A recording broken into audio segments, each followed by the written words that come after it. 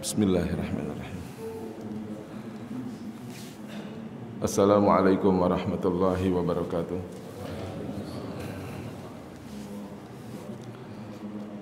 Alhamdulillahi wa kafa. Wassalatu wassalamu ala rasulina al-mustafa wa ala alihi wa sahbihi ahli sidqi wal wafa. Ashhadu an la ilaha illallah wahdahu la syarika lah, wa ashhadu anna sayyidana wa nabiyyana Muhammadan abduhu wa rasuluhu la nabiyya ba'dah. Allahumma salli wa sallim wa barik ala sayyidina Muhammadin al-fatih lima ughliq wal khatim lima sabaq nasiril haq bil haqq wal hadi ila siratikal mustaqim wa ala alihi haqqa qadrihi wa miqdarihi al-azim, amma ba'du. Qala subhanaka la ilma lana illa ma 'allamtana innaka antal alimul hakim. Rabbi shrah li sadri wa yassir li amri wahlul 'uqdatam min lisani yafqahu qawli bi rahmatika ya arhamar rahimin. Yang terhormat guru kita Bapak Ustaz Hadi Asy'ari Musa, dan yang terhormat orang tua kita Bapak Haji Muhammad Sadli, dan yang terhormat orang tua kita yang mungkin ada yang Anda kenal wajah tapi nama Anda lupa, namun tidak mengurangi rasa hormat dan ta'zim saya kepada beliau yang mana selalu mungkin memonitor dan mengawasi saya setiap kali saya mengisi kegiatan ini. Jazakallah ya Ustaz, kalau seandainya ada kekurangan, ada kekhilafan atau kealfaan selama saya mengisi di tempat ini. Puji dan syukur Bapak-bapak dan Ibu serta hadirin hadirat sekalian, kita panjatkan pertama kali kehadirat Allah Subhanahu wa taala yang udah begitu banyak ngasih kepada kita berupa nikmat iman, nikmat Islam, nikmat sehat badan, dan nikmat panjang umur. Dengan nikmat tersebut, alhamdulillah Bapak dan Ibu sekalian masih bisa melangkahkan kaki datang ke Masjid Al-Manar ini dalam rangka melaksanakan suatu kewajiban kita di pagi hari ini, yaitu salat subuh berjamaah. Tentu Bapak Ibu punya harapan, mudah-mudahan ibadah subuh saya, ibadah subuh kita di pagi hari ini diterima oleh Allah Subhanahu wa taala. Amin ya rabbal alamin.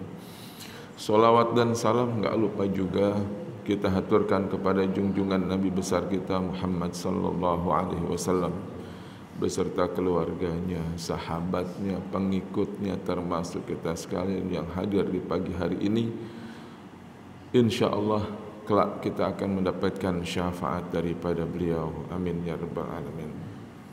Bapak, Ibu dan hadirin serta hadirat sekalian yang saya hormati, saya tidak akan panjang lebar dan bukan merupakan satu tausiah, hanya saja beberapa kegiatan rutin kita setiap hari Ahad pagi bergiliran, bergantian. Kebetulan minggu ketiga giliran saya. Alhamdulillah, saya bersyukur kepada Allah Subhanahu wa taala bisa datang ke Masjid Al-Manar ini. Al-insan bitafkir, wallahu bitadbir. Manusia punya rencana, tapi yang nentuin siapa? Allah Subhanahu wa taala. Bapak Ibu punya rencana mau pergi ke Masjid Al-Manar besok salat subuh. Insyaallah saya bisa pergi, insyaallah saya bisa berangkat. Itu enggak jadi. Itu pernah beberapa kali saya alami.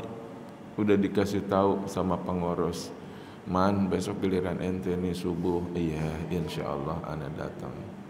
Pas gitu udah mau berangkat enggak jadi, Pak. Ada aja ya ntar perut mules, ya nggak tahu, nggak ada juntrungan, ya tahu mules aja udah mundar mandir. Kata istri saya, "Bang, nggak jadi ke Masjid Al-Manar." Ya bayangin aja nih masih mundar mandir. Nah, itu kayak begitu tuh yang kita nggak sangka. Makanya kalau Bapak punya niatan atau punya rencana kemana ke dah, ya, jangan suka bilang pasti, jangan, ya, bilang aja insya Allah, gitu. Insya Allah itu satu zikir, satu doa, yang kalau Bapak punya cita-cita, jangan sekali-kali Bapak bilang pasti, karena kita nggak tahu rencana Allah di balik kejadian 1 jam ke depan. Rencana Allah kita nggak tahu. Kayak bisa umpama, ya, bisa nih kan hari Sabtu nih, bisa aja ada yang mau acara akad nikah pagi-pagi, udah dandan rapi, waktu kemarin dikasih tahu jangan lupa ya besok anak mau nikah, kalau bisa ente datang, ya, apa kita bilang? Insya Allah, kalau nggak ada halangan aneh datang, ya. Jadi apapun jenisnya yang kita mau kerjain, yang ada waktu, yang kita mau kerjain ada jedanya, jangan kita bilang sekali-kali pasti. Kita bilang insya Allah. Di dalam Al-Quran surah Kahfi kan bilang begitu. Jadi kalau ada masa jeda yang kita mau kerjain, jangan kita bilang pasti, bilang insya Allah. Karena seringkali kejadian-kejadian kalau kita bilang pasti, kita berdosa. Pernah ini terjadi juga sama Nabi Muhammad SAW. Ya, pernah terjadi sama Nabi Muhammad SAW waktu beliau, orang-orang Yahudi itu, orang Nasrani juga, itu kalau mau nguji nabinya itu dengan berbagai pertanyaan-pertanyaan yang susah.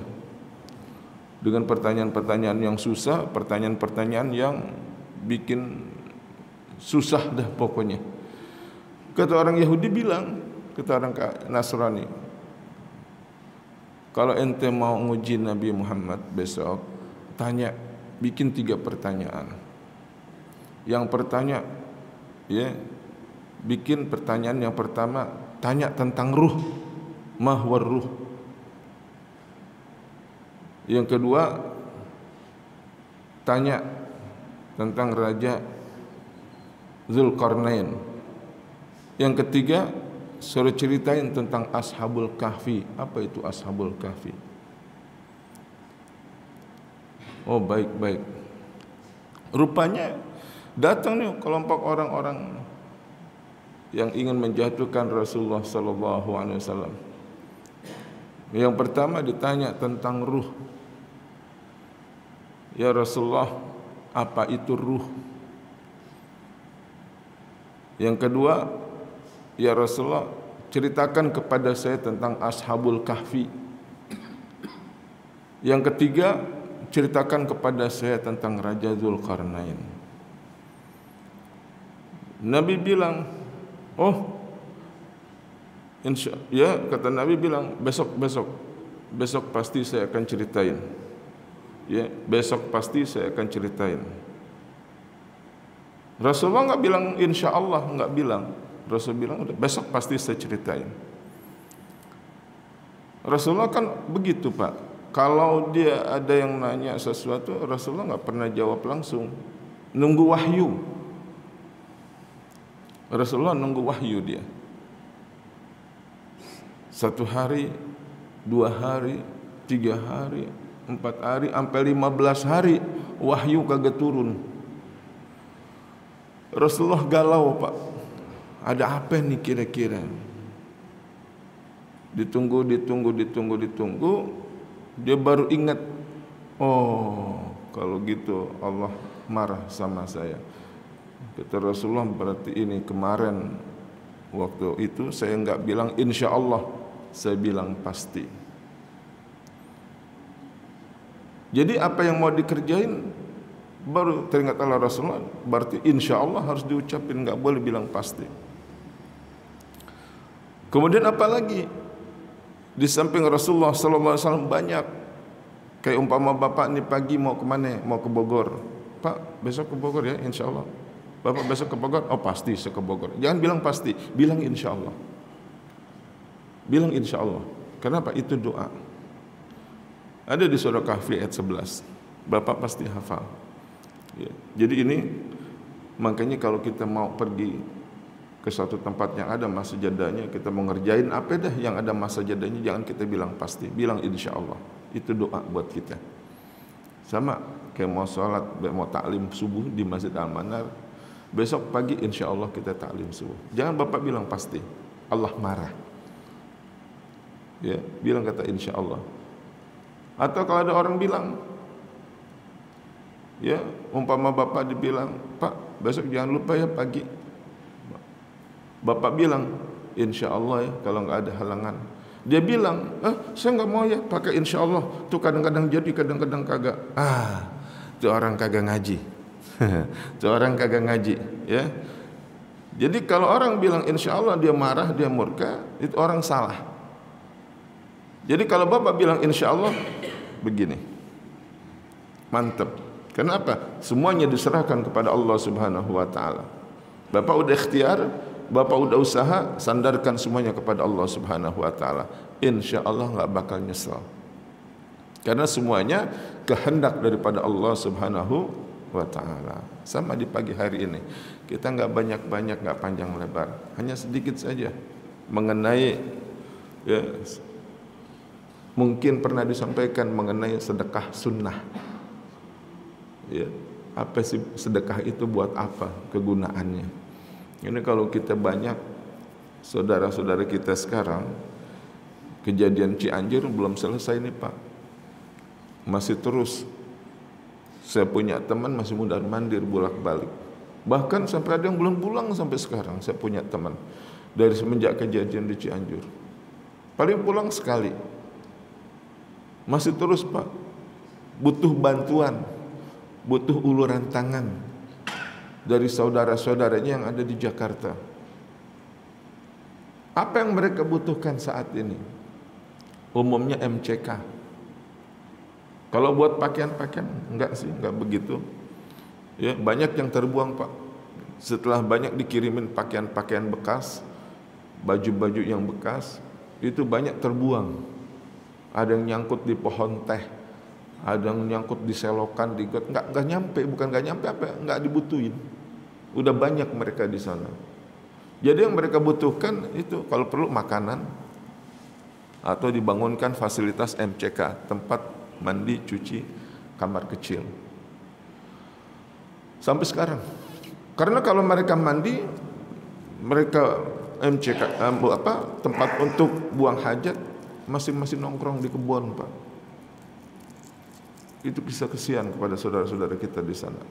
Nah, jadi kalau bagi kita ini yang ada di sini, ayo, saya cuma ngajak doang Pak, cuma ngajak. Kapan lagi kalau bukan saatnya kita sekarang ini membantu saudara-saudara kita yang lagi butuh. Emang kita nggak lihat, kita nggak tahu. Coba kalau datang ke sana langsung, ya, coba datang kalau ke sana langsung. Masih sampai saat ini saya bilang ente nggak pulang-pulang, ya paling mundar-mandir zaman. Ya, orang Selipi Pak, paling mundar-mandir sampai ditinggalin itu tugas-tugas yang lain. Buat apa? Rasa peduli terhadap saudara-saudara kita yang ada di sana. Ayo Pak, masih ada waktu. Mudah-mudahan apa yang Bapak keluarkan, rezeki Bapak, insya Allah bermanfaat buat mereka. Ya Pak ya. Akhrajat Tabrani an Anasin qala. Diriwayatkan oleh Imam At-Tabrani dari Sayyidina Anas radhiyallahu anhu, dia berkata, qala Rasulullah sallallahu alaihi wasallam, Rasulullah sallallahu alaihi wasallam bersabda, tasaddaqu, bersedekahlah kamu sekalian.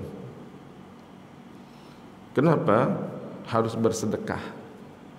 Fa inna sadaqata fikakum minan nar.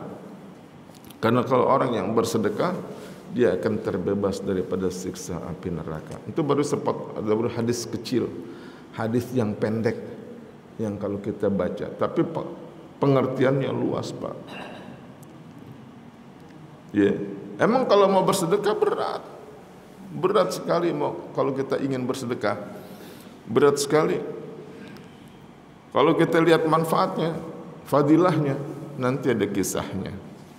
Apa sih fadilah sedekah? Apa manfaat sedekah? Ya, sedekah tidak hanya harus dengan duit, enggak. Dengan tenaga bisa, dengan doa bisa. Walau bisyikki tamratin, walau hanya sepotong buah kurma, boleh Pak bersedekah. Jadi yang enggak ada harus sebesar apapun, enggak, yang mampu aja. Yang mampu aja.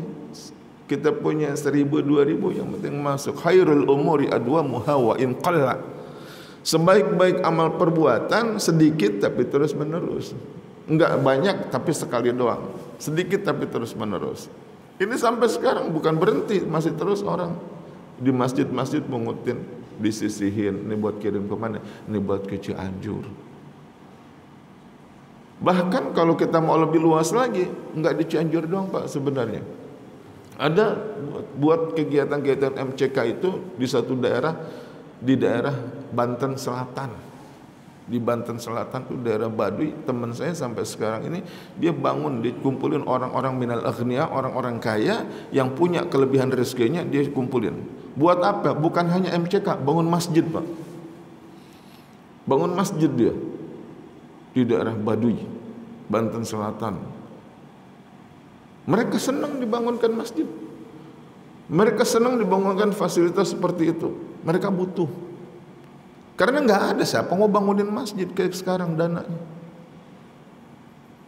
Dibangunkan masjid di daerah sana.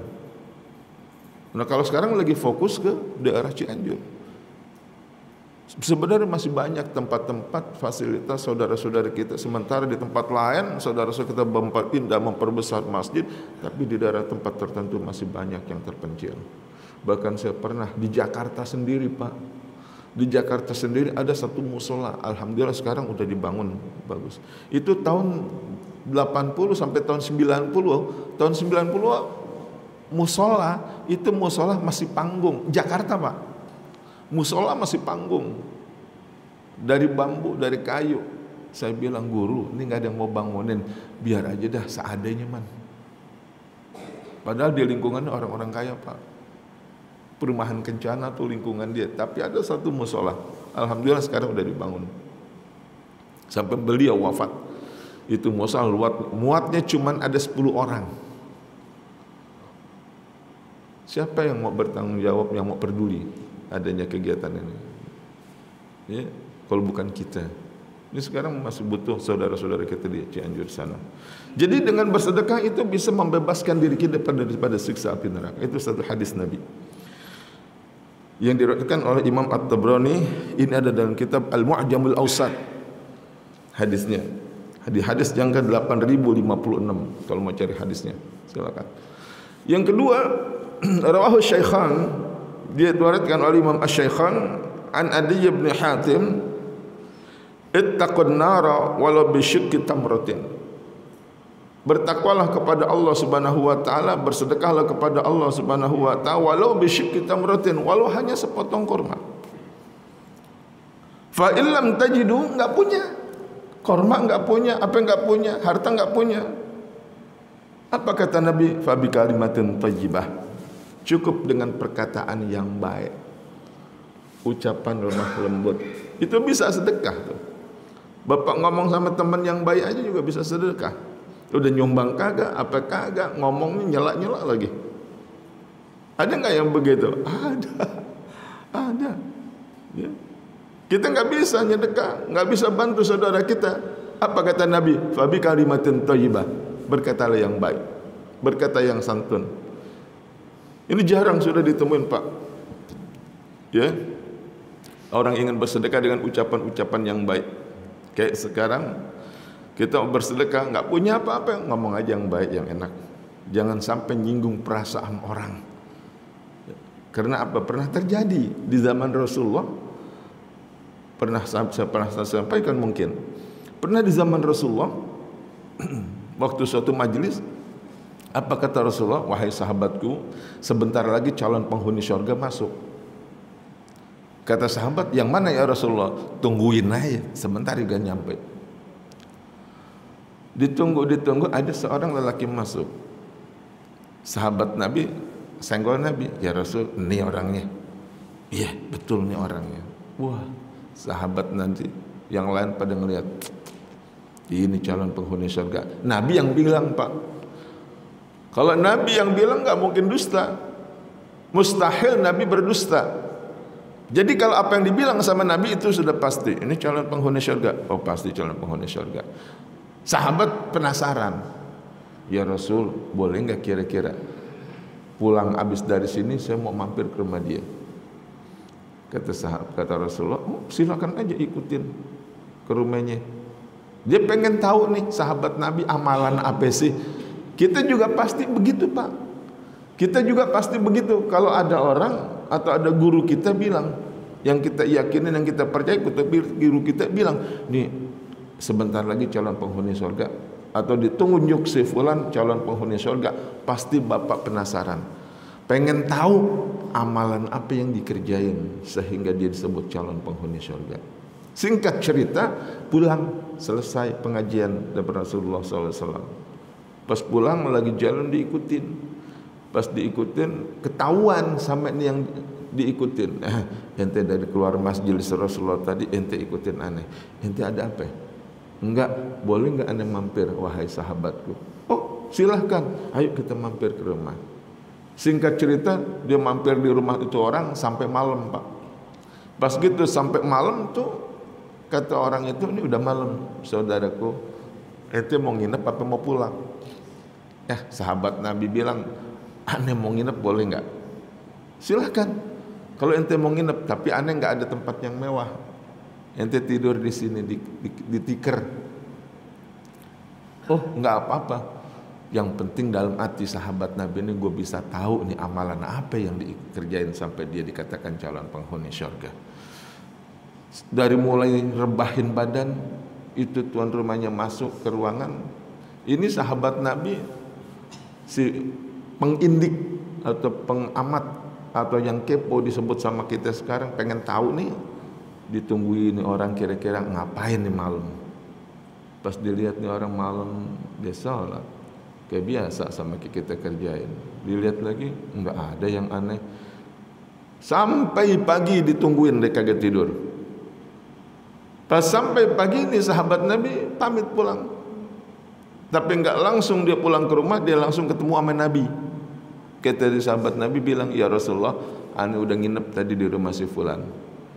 Ente bilang dia calon penghuni surga, tapi nggak ada tuh yang aneh. Yang benar ya Rasul. Semuanya sama yang kita kerjain, sholat tahajud, tapi nggak ada yang aneh-aneh. Amalan apa ya Rasul? Emang ente nggak tahu? Ente nggak nanya? Enggak ya Rasulullah, enggak bakal saya tanya. Cuman saya pengen tahu aja amalan apa. Kalau saya tahu kan saya bisa ikutin. Panggil aja dianya kemari, kata Rasulullah. Orang kalau dipanggil sama Nabi, yang nggak mau datang jadi datang Pak. Nggak ngebantah, nggak nolak. Siapa yang nggak kenal Rasulullah? Sampai Alqamah sendiri ibunya, waktu Alqamah naza, ibunya kan nggak demen sama Alqamah. Dianggap Alqamah anak durhaka. Ibunya nggak mau datang, tapi waktu dibilang yang manggil Rasulullah, dia datang ibunya. Nah ini orang begitu juga, yang manggil Rasulullah spontan dia. Oh ya Rasulullah manggil, ya betul, buru-buru dia. Sampai di rumah Nabi, kata orang itu bilang, ya Rasulullah ente manggil anak, betul. Ada apa ya Rasulullah? Begini, kasih tahu. Kasih apa, tahu apa ya Rasulullah? Kasih tahu nih sahabat. Dia pengen tahu amalan apa yang ente kerjain. Sehingga Allah ngasih tahu malaikat Jibril kepada aku, engkau adalah calon penghuni surga. Kaget, bukan kepalang dia bilang calon penghuni surga. Enggak ada ya Rasul, enggak ada yang istimewa. Semua saya kerjain sama seperti biasa yang engkau ajarkan kepada aku. Coba ada ente renungin dulu. Kali ada amalan yang enggak dikerjain sama teman aneh, kata Rasulullah. Pas direnung, kata sahabat yang calon penghuni surga ini bilang, ada ya Rasul, ada. Apa itu? Begini ya Rasulullah. So temennya nyelonong aja nih sahabat Nabi, tahajud. Bukan, ente kata Nabi dengerin dulu, ente kata mau tahu. Biasa Pak, orang kalau pengen tahu nggak sabaran. Kata Rasulullah, dengerin dia ngomong. Begini ya Rasulullah, setiap kali aku mau tidur, aku berdoa. Aku baca apa yang kau ajarkan, Apa yang kau anjurkan, wirid-wiridnya, zikir-zikirnya ketika hendak tidur. Sama kayak kita. Bapak kan kalau mau tidur enggak lupa. Ada yang baca surat Tabarok. Baca enggak Pak surat Tabarok? Itu surat Tabarok kalau Bapak baca, Tabarakalladzi biyadihil mulku wa huwa ala kulli syai'in qadir. Di tempat tidur, mau duduk, mau tidur, Bapak baca aja dulu itu surat Tabarok. Apa khasiatnya? Itu terbebas daripada pertanyaan di dalam kubur. Kalau Bapak baca Tabarok, sampai apa-apa kalau bisa. Kalau sering dibaca insya Allah hafal surat Tabarok. Kalau orang bilang surah Al-Mulk. Terus apa lagi? Saya baca ayat kursi. Oh, ayat kursi dibaca juga. Iya, saya baca. Kau ajarkan itu kepada aku ya Rasulullah. Itu ayat kursi. Kenapa? Bapak baca ayat surah Al-Kursi, Bapak baca ayat kursi, itu malaikat akan menjaga Bapak di kepala dan di kaki. Malaikat akan jaga kita. Ayat kursi. Tapi jangan pas Bapak baca, mana malaikat, ya kagak ada. Ya kagak kelihatan Pak. Jadi selama Bapak tidur sampai pagi, malaikat jaga di kepala dan di kaki. Terus apa lagi? Al-Falaq, An-Nas, masing-masing 3 kali. Kulhu 3 kali, Al-Falaq 3 kali, An-Nas 3 kali. Udah tidur. Kata Rasulullah, pasti ada. Iya ya Rasulullah, ada satu. Nah, ini dia satu. Apa itu? Kata orang itu bilang begini ya Rasulullah, setiap kali saya tidur, sebelum saya pejamkan mata, selalu saya munajat minta kepada Allah, ya Allah, dari pagi sampai ini malam mau tidur, kalau saya amat-amati, saya enggak nyakitin orang, baik dengan perbuatan, dengan ucapan. Saya ingat-ingat dari pagi sampai ini malam mau tidur, ya Allah, kayaknya enggak ada tuh saya sakitin orang. Tapi kalau seandainya ada, ya Allah, seandainya ada, menurut pandanganmu, kalau menurut pandanganku bisa meleset ya Allah, tapi menurut pandanganmu enggak pernah meleset. Tolong ya Allah, kasih tahu saya dalam tidur saya atau dalam mimpi saya, kalau ada orang yang saya sakiti dari pagi sampai malam, baik itu ucapan, perbuatan, tingkah laku saya, orang tersinggung sampai sakit hati, kasih tahu saya akan cari orang tersebut untuk minta maaf kepada dia. Begitu. Iya ya Rasulullah, setiap malam saya selalu begitu muhasabah. Selalu saya lakukan itu. Nabi bilang apa? Wahai sahabatku, ente begitu enggak mau tidur? Apa kata sahabat? Enggak ya Rasul. Berarti itu diantaranya satu amal muhasabah, menghisab diri sebelum kita dihisab oleh Allah Subhanahu wa taala. Lebih baik kita dulu yang hisab. Lebih baik kita dulu yang koreksi sebelum Allah yang menghisab. Sebab kalau kita yang koreksi, ada salah, ada kurang, gampang kita bisa perbaiki karena kita masih hidup. Tapi kalau kita sudah meninggal dunia, kalau Allah yang hisab, Allah yang hitung, Allah yang permasalahkan itu semuanya, enggak ada lagi untuk diperbaiki. Tinggal nunggu balasan, imma finnar atau fil jannah, balasannya tinggal di surga atau di neraka. Ayo, mulai sekarang kita introspeksi diri, tengok ke belakang. Ayo, sebelum kita tidur, sebelum kita matilah, apa ada orang yang saya sakiti? Ini kagak emang. Apalagi di Jakarta, jujur aja, orang Betawi kalau itu marahan Pak, 7 turunan. Iya, 7 turunan. Masalahnya apa sih? Masalah warisan. Ada orang nanya, ya ada seorang nanya ngirim WA. Sekarang melalui WA Pak. Dulu kalau dulu nanya, sekarang WA dia kirim WA. Ustaz, boleh nggak saya bicara sebentar? Tahu Pak, dia nanya apa? Nanya masalah warisan. Dia pengen dibagi. Saya tanya, kenapa Bu minta dibagi-bagi warisannya?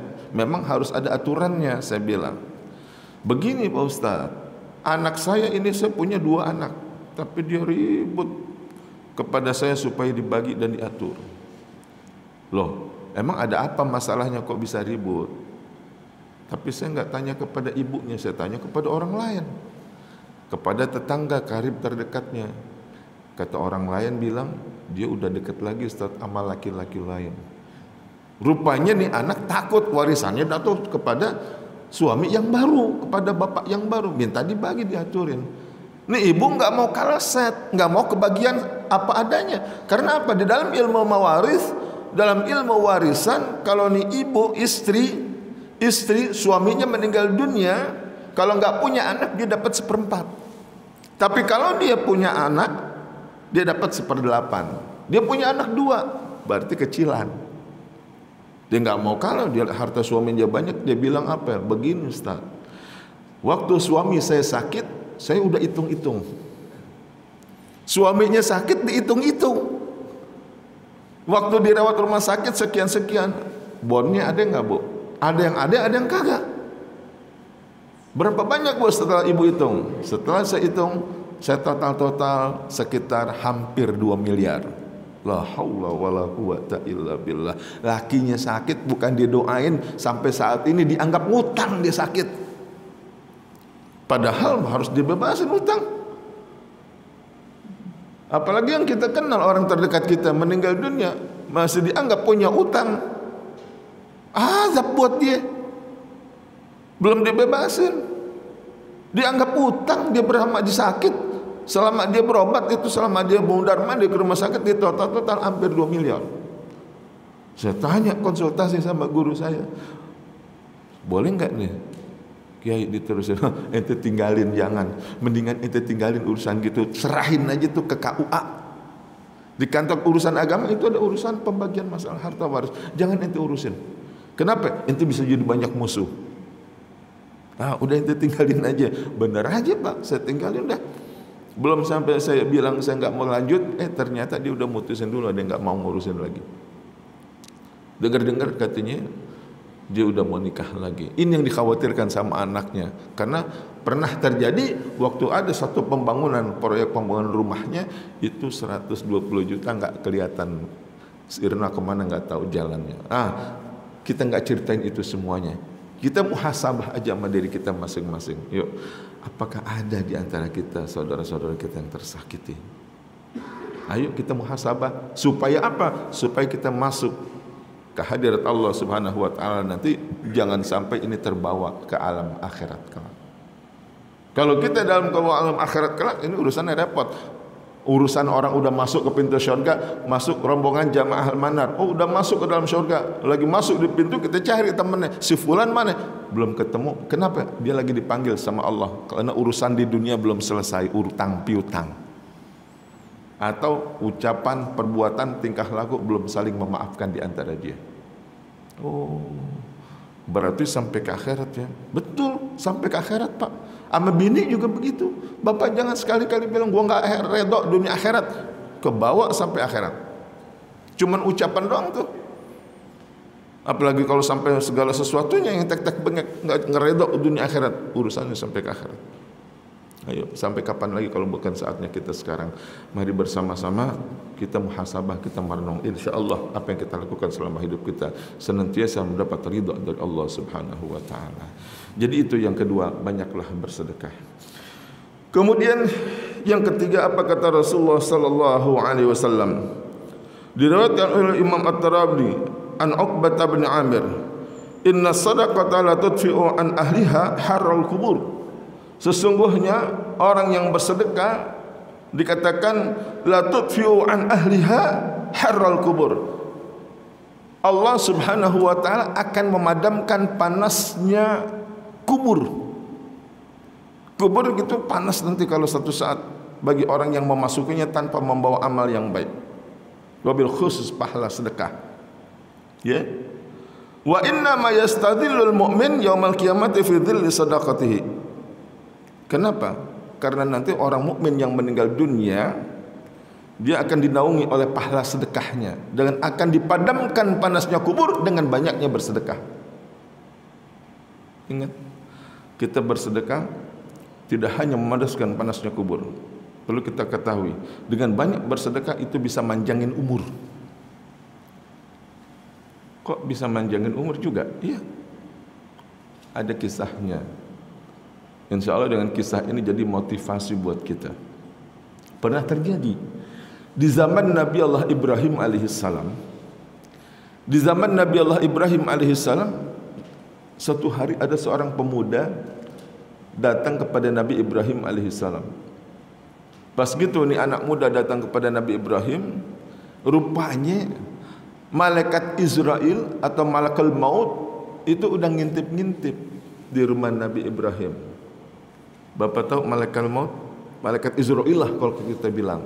Emang di Al-Quran gak disebut malaikat Israel, yang ada malakul maut.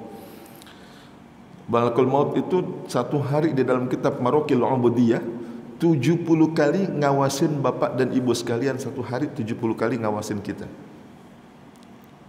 Dari 24 jam dibagi dari 70 dibagi 24 jam. Berarti 1 jam kira-kira 3 jam sekali. 3 jam sampai 3 menit sekali. Malaikat Israel mandangin kita. 3 jam sekali, 3 menit sekali. Mandangin bapak ibu sekalian. Ini kayak sekarang nih. Bapak enggak lihat aja ibu.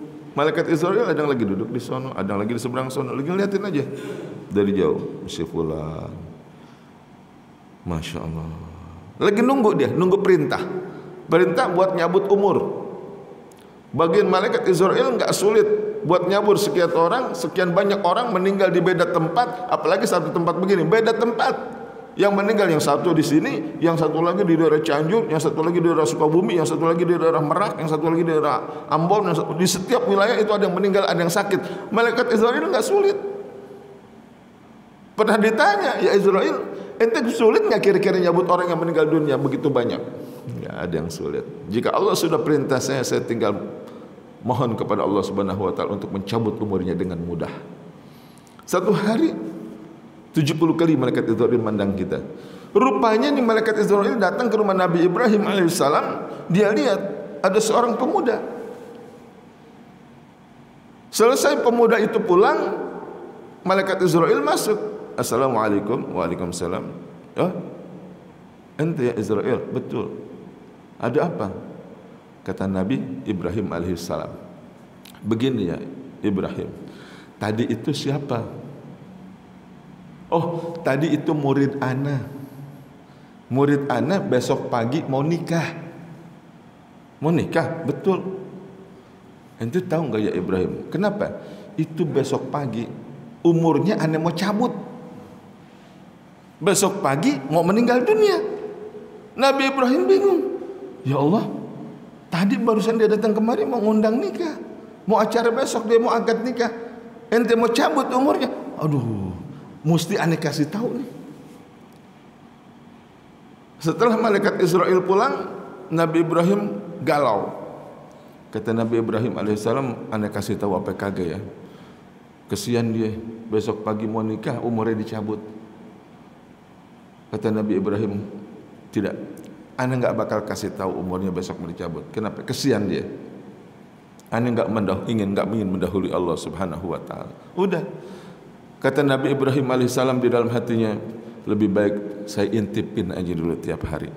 Saya akan besok pagi-pagi saya akan intip rumah anak muda tersebut, apakah ada bendera kuning atau enggak. Kan kalau di sini begitu Pak, tanda orang meninggal bendera kuning. Nabi Ibrahim datang ke rumah tuh anak muda, diintip-intip, belum kelihatan bendera kuning. Dilihatin lagi. Oh, entar kali sejam kemudian dilihatin lagi, belum juga ada bendera kuning. Sampai satu hari, sampai sore enggak ada bendera kuning. Bingung Nabi Ibrahim alaihissalam. Oh, jangan-jangan nih ya sahabat bait keluarganya lupa pasang bendera kuning kalau ada yang meninggal. Tapi kok masih keluar nih anak muda yang dikata mau meninggal di pagi, masih keluar dia. 1 hari, 2 hari Nabi Ibrahim ngawasin, sampai seminggu Nabi Ibrahim ngawasin, bahkan sampai 1 bulan, bahkan sampai 1 tahun, sampai 70 tahun nih anak muda diawasin Nabi Ibrahim, nggak meninggal dunia. Kata Nabi Ibrahim, apa ini? Jangan-jangan malaikat Israel bohongin saya. Tadinya ini orang mau dicabut umurnya, mau meninggal dunia, kok nggak jadi? Bahkan sampai 70 tahun nih anak muda masih panjang umur, sampai selesai nikah, sampai punya anak, punya cucu. Biarin, suatu saat saya bakal ketemu malaikat Israel, saya akan tanya, kenapa ente bohongin aneh? Udah.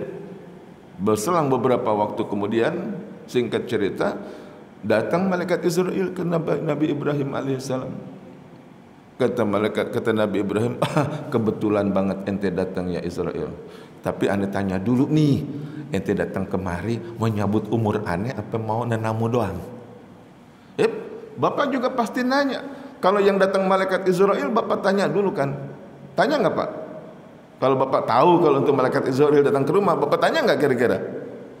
Ya Israel, ente datang ke rumah ane menyabut umur apa mau ngopi doang kita ngobrol? Kan gitu kan? Ya, kalau ditanya kata malaikat Israel, ane menyabut umur ente. Kira-kira Bapak tanya nggak? Emang ente udah kirim WA, SMS atau berita sama ane? Pasti kan Bapak tanya gitu kan?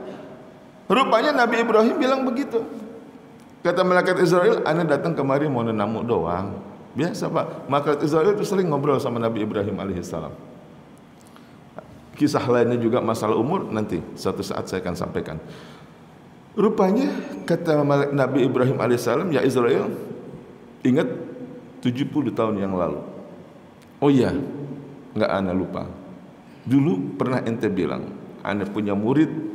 Waktu ente datang kemari, ente ingat gak yang murid ane mau nikah? Oh iya, kenapa? Kan ente bilang ente mau cabut umurnya besok pagi. Terus? Lah, sampai sekarang 70 tahun belum mati-mati. Berarti ente bohongin ane. Oh begini ya Ibrahim. Benar, waktu itu, waktu dia pagi-pagi besoknya itu, emang Allah suruh perintah untuk mencabut umurnya si fulan, mencabut umur murid ente yang besok mau nikah, disuruh cabut besok pagi. Benar, ini perintah dari Allah Subhanahu Wa Taala. Terus kok nggak jadi? Kata Nabi Ibrahim, kok nggak jadi? Ane udah andak indik, ane udah awasin tuh rumah, ane pengen urusin jenazahnya, tapi pas gitu ane lihat dia kagak mati sampai sekarang, ya udah, kebetulan ketemu ente lagi. Apa penyebabnya? Begini ya Ibrahim.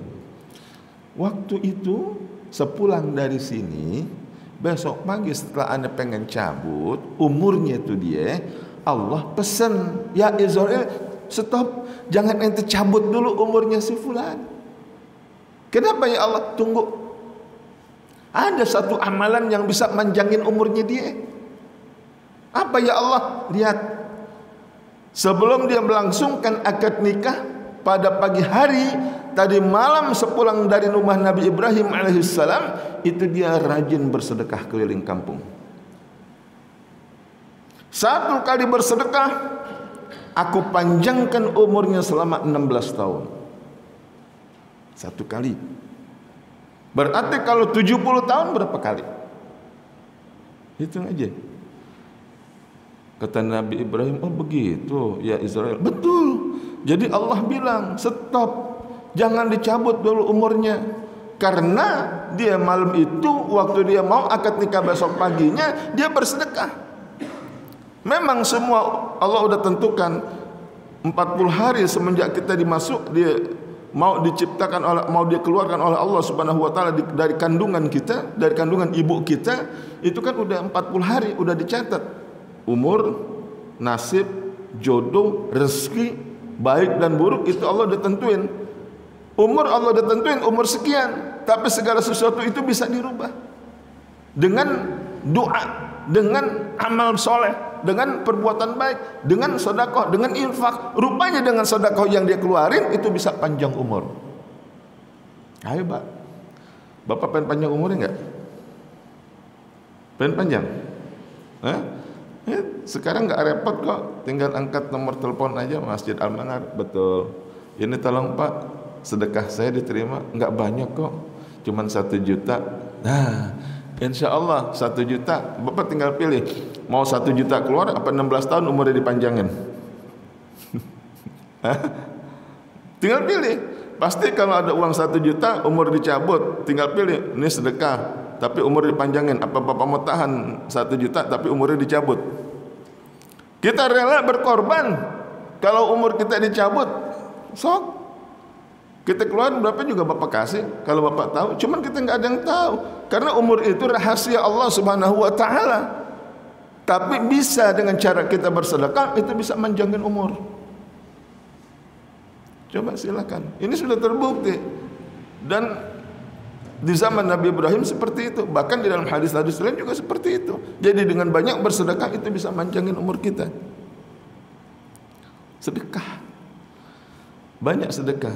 Enggak sampai di situ, ada seorang ibu tinggal beberapa hari lagi sedang menunggu hasil daripada dokter bahwa ibu sudah ketahuan sudah akan dimasukkan ke ruang operasi untuk mengangkat dia punya penyakit. Tunggu, dananya belum ada. Kata ibu, dana ada Pak dokter, tapi harus dijual barang saya dulu. Barang-barang yang saya miliki harus saya jual. Nanti saya suruh anak saya suruh jual. Dijual sama anak semua barangnya untuk biaya operasi ini ibu. Ini ibu akan dioperasi karena sangat parah penyakitnya. Menurut dokter nggak mungkin kalau nggak dioperasi, harus dioperasi. Itu malam juga. Anaknya pulang. Ini hasil apa? Kisah nyata dan betul-betul terjadi. Ini anak pulang, dia bawa itu harta dijual, terkumpul dananya sekian untuk biaya operasi ibunya. Ini ibu nunggu, kok ini anak lama, ada apa gerangan? Sambil nunggu hasil penjualan harta sang ibu, dokter meriksa lagi nih ibunya. Hasil diagnos dosa, dokter yang awalnya nih ibu harus dioperasi itu malam, apa hasilnya? Dokter sangat kaget. Bukan kepalang, kata dokter, ibu minum obat apa? Siapa yang ngasih ibu obat? Apa kata sang ibu? Tidak ada dokter, dari tadi kan saya di sini, enggak ada satupun perawat yang ngasih saya obat. Emang kenapa dokter? Enggak. Dokter sangat kaget, dia bilang, kata dokter, ini ibu penyakitnya enggak ada. Ibu penyakitnya satu pun enggak ada, ibu sudah sehat. Yang benar dokter, kata dokter, tadi mesti dioperasi. Enggak, ibu udah sehat. Ibu boleh pulang. Enggak lama nih anak datang. Bu, siap, saya akan datang menghadap kepada bagian administrasi rumah sakit. Akan saya beresin, ibu siap operasi. Kata ibunya bilang apa? Nak, tunggu. Ibu mau tanya. Setelah kau jual harta ibu, sudah? Sudah. Kau kemana setelah itu? Oh, maaf bu, tadi saya mampir dulu. Kemana? Ke tempat panti anak asuhan yatim atau zakat, saya beri bantuan kepada mereka. Karena saya yakin biaya ibu sekian masih ada sisa, saya infakkan dan sedekahkan. Oh begitu, nah nggak ada lagi? Enggak, cuma sedekah itu aja bu. Makanya saya pengen minta ridho daripada ibu, harta yang jadi dijualin, yang dijual daripada milik ibu itu saya sedekahkan. Subhanallah. Ayo bu, kita berobat, operasi. Jangan nak, kata dokter, enggak jadi. Bulu kuduk saya pada berdiri. Kenapa? Sangat terharu dengan kisah tersebut. Bisa menolak as-sadaqatu lidaf'il bala. Dengan banyak bersedekah itu bisa menolak bala. Ini pagi masih ada kesempatan. Sedekah tidak hanya dengan harta. Apa kata Nabi? Tabassumuka fi wajhi akhika laka sedekah. Bersenyum juga di hadapan saudaramu itu juga sedekah. Bapak enggak manyun ketemu teman, kabar baik, alhamdulillah. Sehat pak? Sehat. Daripada bapak ketemu teman, enak nggak dipandang begitu pak? Nggak enak. Kita cukup senyum aja sama saudara kita, sedekah. Tapi ingat, jangan bapak senyum-senyum sendirian di depan pintu rumah. Orang akan katain gila. Cukup. Tapi jangan kalau ada harta bapak cuma sedekah doang. Dengan harta bapak keluarin, insya Allah lidaf'il bala. Jadi dengan hadis ini kita tutup, mudah-mudahan dari kisah tersebut jadikan satu motivasi. Kalau kita banyak bersedekah, insya Allah bisa manjangin umur. Enggak banyak, sekedarnya aja ala kadarnya. Masih ada tempat fasilitas lumbung-lumbung amal, tempat-tempat kita untuk bersedekah. Ayo, kapan lagi kalau bukan saatnya sekarang? Jangan sampai kita meninggal dunia. Fayaqula Rabbi laula akhartani ila ajalin karib fa asaddaqa wa akum minas salihin. Minta ditunda kematian oleh Allah Subhanahu wa taala. Kalau kita sudah meninggal dunia, baru bapak teriak-teriak, ya Allah, tunda kematian saya. Untuk apa? Untuk bersedekah. Tapi apa kata Allah? Wala yuakhirallahu nafsan idza jaa ajaluha wallahu khabirum bima ta'malun. Sadaqallahul azim. Mohon kepada Allah Subhanahu wa taala, mudah-mudahan Allah panjangkan umur kita di dalam taat, mudah-mudahan Allah berikan kita rezeki yang halal, rezeki yang kita pakai untuk di jalan Allah, rezeki yang kita pakai untuk bersedekah, yang insya Allah dengan sedekah kita keluarkan dapat memanjangkan umur kita dan dapat menolak bala dan penyakit yang akan datang dan menimpa kita, wabil khusus diri kita dan keluarga kita.